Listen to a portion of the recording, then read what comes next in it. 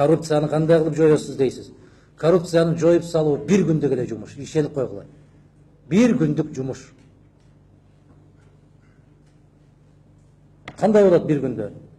Айтасың баарына. Мамлекеттин жетекчиси болгонуңда чыгасың да айтасың. Тууганымсыңбы, жердешимсиңби, партиялашымсыңбы? Сени менен кечээ бир кесе чай ичкенминби? Бир табактан тамак жегенбизби? Ага карабайбыз. Алланын душманы менин душманым. Бир эле сөз жетиштүү. Бирөөнү бейбичараны какшаттыңбы, сен Алланын душманысың. Бирөөнүн бир бүдүр нанын жедиңби акыс, сен Алланын душманысың. Жетим жесирдин акчасын алдыңбы, сен Алланын душманысың. Сен жаныңдагы турган кошунага жалган сүйлөдүңбү, Алланын душманысың. Сен 10 литр сүт бербеген уюңду 15 литр берет деп алдап саттыңбы, сен Алланын душманысың.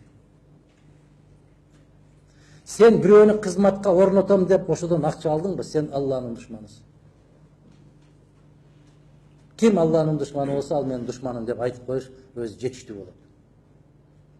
Сен мага бир сындырым нан бербе, бир кесе чай куюп бербе, бирок талапты койгонсуң, сенин милдетиң бар, кагазда жазылган, ошол милдетиңе дал келбейсиңби?